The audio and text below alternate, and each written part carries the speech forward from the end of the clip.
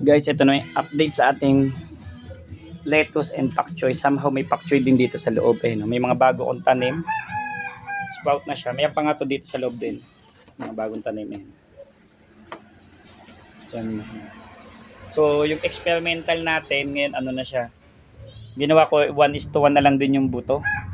Kasi nagsisiksikan siya. Hindi kagaya no, may 3, may 5 buto sa isang baso. Ngayon is single buto. So, kakatanim ko lang nito last, ano ba ngayon? I think 2 days na to. 2 days. 2 days na siya. So, galing siya sa ganitong buto lang.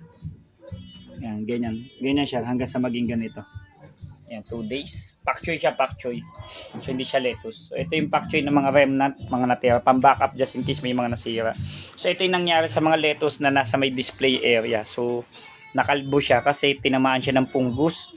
So, ano yung klaseng fungus yun? Nagkakaroon siya ng ganun, no, guys. So, yung mga brown-brown sa dahon. So, ang mangyayari sa kanya, mararaten o mabubulok na siya. Yan. Ito yung tinatawag na fungus. Yan. Yan. So, ito is no good na to. Hindi na siya pwede. Yan. No good na yan pagka ganyan. So, kailangan na siyang tanggalin. So, ano na siya, mabubulok na din siya. Yan, ito, no good din to. Yan, yan. Fungus. Yan, o. Ito niyan, guys. So, yan. No, nagkakaroon siya ng fungus. So, ano yung cause ng fungus? Usual, guys, ay ano siya, lagi siya nababasa. No? Nabababad siya sa tubig. So, no good po yung pagkaganoon. Dapat po siya ay hindi siya nabababad sa tubig. Okay lang siya mabasa pero dapat natutuyo. So, yun. Ang nangyayari sa kanya, babad na babad sa tubig. No?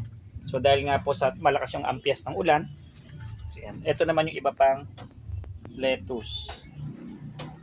Okay, so hindi nilagay ko lang siya sa loob. Pero may maganda tayong lettuce. Ayun, nasa kabilang side. So, yan yung malapit na ma-harvest. Yan, walang punggos yan. Yan. So, yan ay talaga ito yung nasa likod. Hindi siya napunta sa harap. Yung mga napunta sa harap, halos nakalbo na yan. Mga nakalbo-kalbo na. Pero yun, mga kasabayan niya mas maganda. Walang punggos yan, walang tama yan. So, lapitan natin. So, yan. So, okay na okay siya. Yan. Healthy.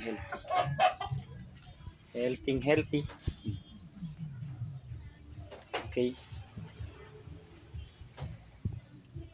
So yan. So okay na po ito, no. So ito ay halos 40 days na nga, medyo bansot gawa kasi ng ano siya. Maulan. Okay. So yan po yung update natin. Maraming salamat po. Ganda.